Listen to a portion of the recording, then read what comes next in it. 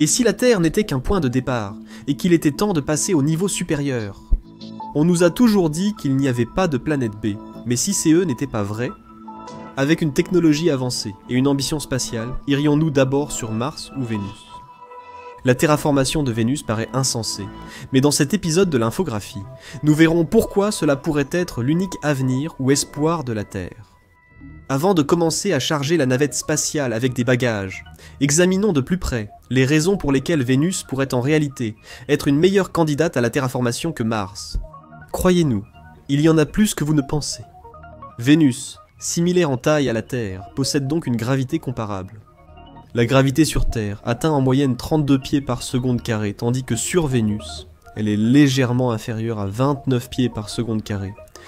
Mars, en revanche, n'a qu'une accélération gravitationnelle d'environ 12 pieds par seconde carrée. C'est un avantage certain que Vénus a sur Mars du point de vue de la colonisation. Passer un temps prolongé dans un environnement à faible gravité a montré avoir de nombreuses conséquences graves sur la santé humaine. Des études sur les astronautes montrent qu'une faible gravité provoque perte osseuse, baisse du plasma et atrophie musculaire. Avec le temps, cela peut causer de graves problèmes cardiaques. En bref, même si toute la terraformation se passe bien, vivre sur Mars pourrait quand même vous tuer. Et ça, CE n'était pas dans la brochure. Un voyage habité vers Mars forcerait les astronautes à vivre en apesanteur, pendant les 6 à 9 mois du trajet selon le transport. Ils devraient ensuite suivre un programme d'exercice strict afin d'être capables de tenir debout au moment où ils atteindraient la planète. Une colonie martienne réussie devrait aussi avoir un système de gravité artificielle. Bien que CE soit un incontournable des films de science-fiction, nous ne savons pas vraiment comment le réaliser. Même si nous créions une gravité artificielle, cela pourrait avoir des conséquences cauchemardesques. En sas de problèmes techniques, si la machine tournait à plein régime, tout le monde deviendrait une brume rose. Cibler une planète à gravité similaire à la nôtre permet d'économiser beaucoup de temps et d'efforts pour maintenir la santé des habitants de la colonie spatiale. Aller sur Vénus serait beaucoup moins cher et plus rapide que d'aller sur Mars. Il faudrait bien sûr la même quantité d'énergie pour quitter la Terre. Vénus étant plus proche du Soleil, l'attraction solaire ferait l'essentiel une fois le vaisseau dans l'espace. Comparez cela à une mission vers Mars, qui doit dépenser plus d'énergie pour aller plus loin dans le système solaire, contre cette attraction gravitationnelle. Un voyage vers Vénus serait 30 à 50% plus court que vers Mars. De plus, il n'y a pas de météores, et il y a moins de rayons cosmiques, qui ne sont bons ni l'un ni l'autre pour votre santé. Tout comme la Terre, l'atmosphère de Vénus la protège des impacts qui rendraient la construction de quoi que CE soit à long terme sur Mars vraiment pénible. Eh bien, c'est à peu près tout pour les avantages. Vous vous demandez sans doute, attends, tu as dit que Vénus a une atmosphère et Mars presque pas. N'est-il pas plus simple de travailler avec CE qui existe déjà, même si CE n'est pas respirable, plutôt que de créer une atmosphère de zéro? Et c'est là que les choses se compliquent. Vénus possède une atmosphère presque entièrement composée de dioxyde de carbone, environ 90 fois plus épaisse que celle de la Terre. Cette épaisseur serait fatale à quiconque tenterait d'atterrir sur Vénus. CE serait comparable aux pressions extrêmes au fond des océans terrestres. Chacune des 10 sondes qui ont atterri sur Vénus a été détruite extrêmement rapidement. La sonde ayant survécu le plus longtemps n'a réussi à tenir qu'environ 127 minutes avant d'être écrasée. Ensuite, il reste un autre problème majeur, la température de surface. Vénus est à 26,1 millions de miles plus proche du Soleil que nous, et sa rotation dure bien plus longtemps que son orbite. Vénus met environ 224 jours terrestres pour orbiter autour du Soleil, mais il lui faut 243 jours terrestres pour effectuer une seule rotation. Cela signifie que sur Vénus, le Soleil reste dans le ciel pendant presque toute l'année. Ajoutez à cela l'effet de serre, produit par CES millions de tonnes de dioxyde de carbone, et cela donne une température moyenne à la surface de 867 degrés Fahrenheit, CE qui est suffisamment chaud pour faire fondre le plomb. Comme si la chaleur, le manque d'oxygène et la pression écrasante ne suffisaient pas. Il pleut aussi du soufre. Oui, les nuages dorés visibles sur les photos satellites de Vénus contiennent du soufre, qui tombe en acide sulfurique à la surface. Pas étonnant que les scientifiques surnomment cette planète la jumelle maléfique de la Terre. Mais malgré tout, les êtres humains aiment relever les défis. Et s'il y a bien une chose à laquelle nous excellons, c'est utiliser nos grands cerveaux pour transformer notre environnement à notre avantage. Si les anciens ont pu terraformer l'Australie avec la technologie de l'âge de pierre il y a 40 000 ans, alors, Avec notre technologie spatiale moderne, transformer Vénus devrait être simple. Et en théorie, ça l'est. Les scientifiques savent globalement quelles étapes suivre. Les problèmes ne commencent que lorsque vous pensez au temps et aux ressources qu'il faudrait pour réaliser quelque chose comme ça, terraformer la planète de l'amour. Si nous devions le faire, cela impliquerait 4 étapes principales. Commencer par réduire légèrement la température. Sur Terre, le changement climatique d'origine humaine impose de modifier nos habitudes énergétiques pour réduire la température. Aussi difficile qu'il soit de convaincre Jeff Bezos de ne pas acheter un autre jet privé, il est encore plus difficile d'arrêter le réchauffement climatique incontrôlé sur Vénus, surtout que cela s'est produit naturellement sur des milliards d'années. Les politiciens peuvent cesser de prendre l'argent des grandes compagnies pétrolières, mais Vénus ne peut pas changer sa proximité avec le Soleil. Alors, que faisons-nous ?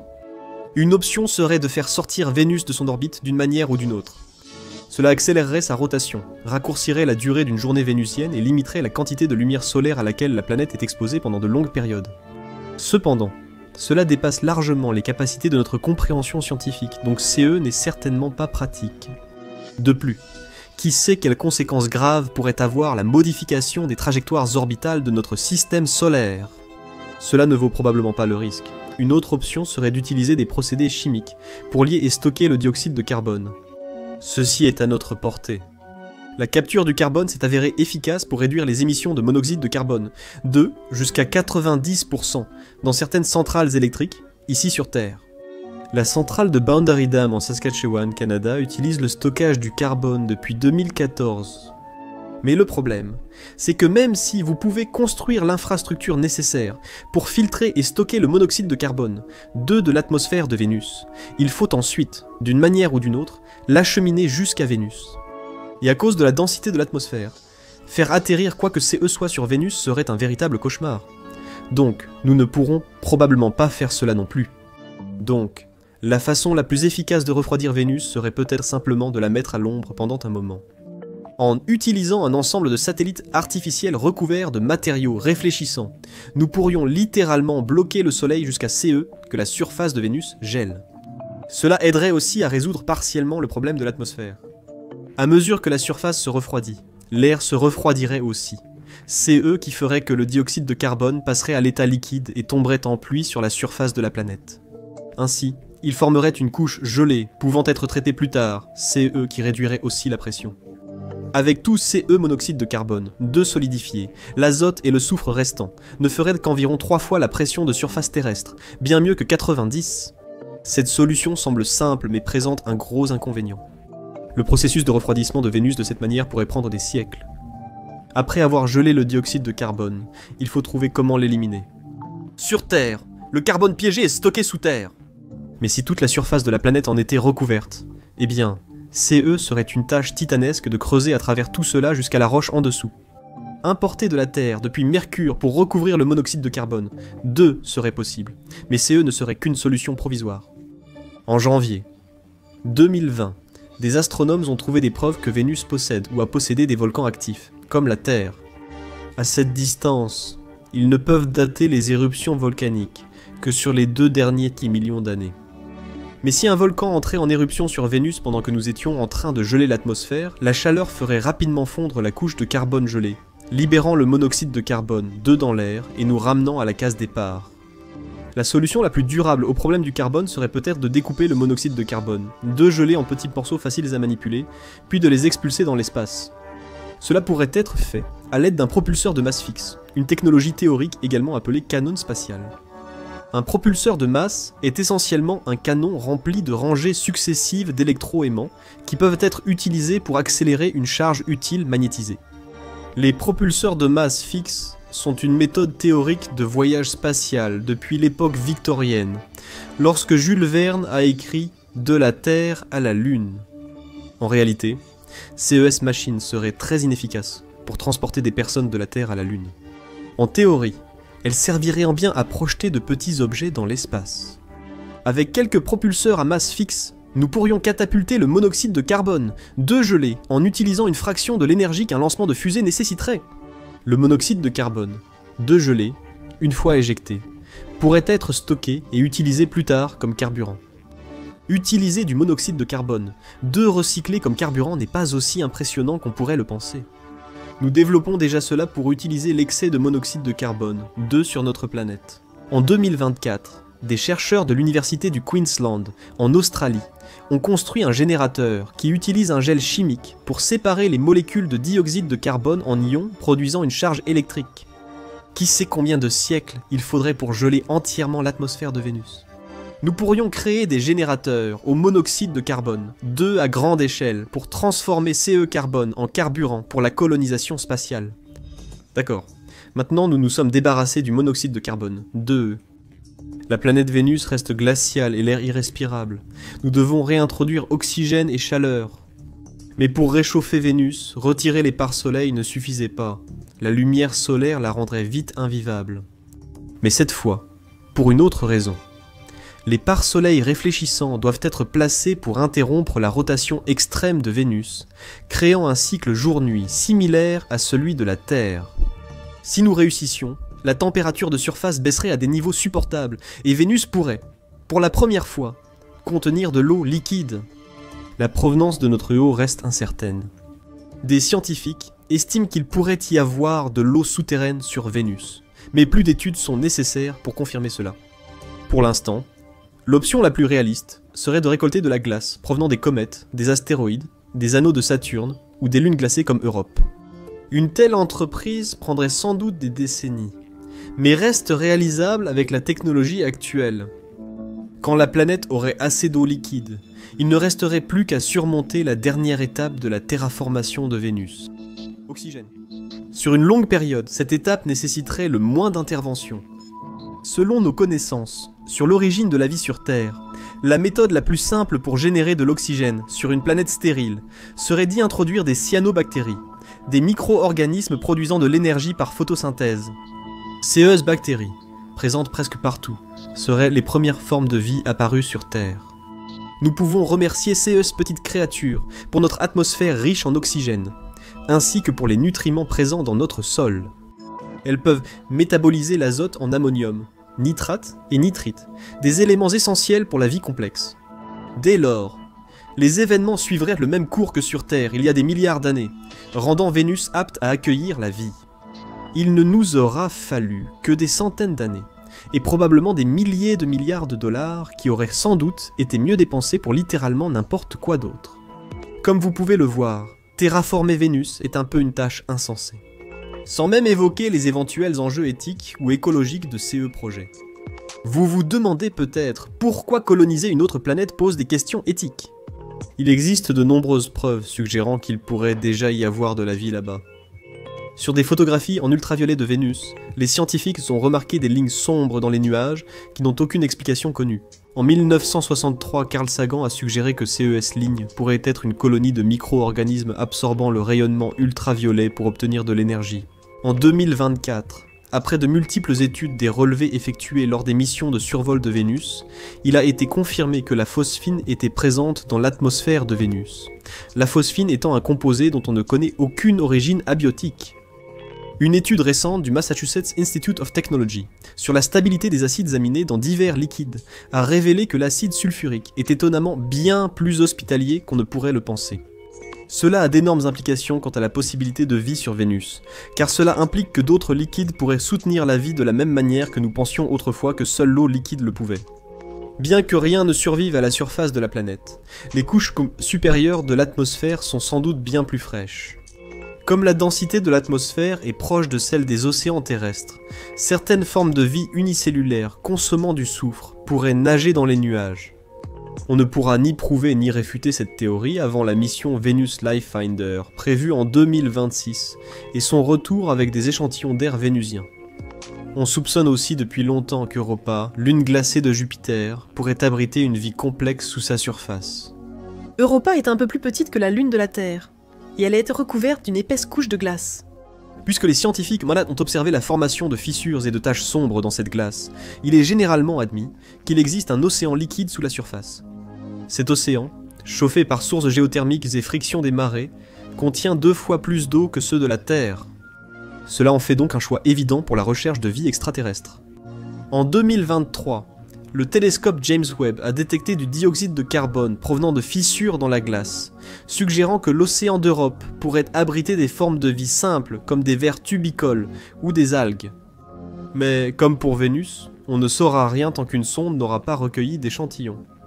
Exploiter la glace et l'eau d'Europe pour créer des océans artificiels sur Vénus pourrait nuire gravement à d'éventuels habitants, qu'ils existent ou non. Pour mener à bien la terraformation de Vénus, il faut d'abord s'assurer que Vénus et notre source d'eau sont totalement dépourvues de vie. Sinon, nous pourrions détruire des écosystèmes entiers avant même de les découvrir. Heureusement, il existe une alternative bien moins invasive pour installer des gens sur Vénus. Il suffit de ne pas s'occuper de la surface du tout. Nous pourrions simplement le construire dans les nuages. Les scientifiques ont estimé qu'à une altitude d'environ 50 km au-dessus de la surface, non seulement l'air est plus frais, mais la pression est beaucoup plus proche de celle de la Terre. Ou assez proche pour que toutes les structures artificielles ne soient pas détruites en quelques minutes. Et l'atmosphère plus dense signifierait qu'il ne faudrait en fait pas tant d'énergie pour qu'un grand vaisseau reste en l'air. Comme évoqué plus tôt, le rayonnement solaire et les météorites ne poseraient pas de réels problèmes. On pourrait donc théoriquement construire une colonie de villes flottantes interconnectées. C'est qui nous semblerait vraiment génial. Le principal obstacle serait de sélectionner des matériaux résistants à la corrosion, pouvant supporter une exposition continue à l'acide sulfurique. Mais dans la recherche, pour construire un rover de surface plus résistant à envoyer sur Vénus, les scientifiques ont obtenu des résultats prometteurs en testant des revêtements faits de céramique et de certains types de plastique. À condition que ces matériaux puissent être produits à grande échelle, ils pourraient être utilisés pour construire des structures flottantes. Avec la technologie actuelle, ces structures pourraient même devenir autonomes. Les vents sur Vénus atteignent 350 km/h et pourraient servir à produire de l'électricité. Le monoxyde de carbone, de l'atmosphère de Vénus, pourrait aussi servir de carburant. Tout qu'il resterait à faire serait de fournir aux villes flottantes une source d'eau durable et les matériaux nécessaires pour commencer à faire pousser des plantes. Très vite, vous auriez des vaisseaux flottants, équipés de générateurs d'énergie propre et d'air respirable. Ce type de projet prend-il beaucoup de temps à lancer? Absolument. Mais serait bien moins long que les siècles, voire les millénaires, qu'il faudrait pour rendre la surface de la planète habitable pour les êtres humains. Donc, même si nous ne serons probablement jamais capables de terraformer Vénus, l'idée d'y vivre un jour n'est peut-être pas totalement irréaliste après tout. Vous vous demandez peut-être le but de tout cela. Les voyages spatiaux sont longs, risqués et chers. Il est certain que la meilleure façon d'utiliser l'énergie de chacun serait de se concentrer sur d'autres choses, comme résoudre la faim dans le monde et guérir le cancer. Mais en réalité, il y a beaucoup de valeurs à étudier Vénus.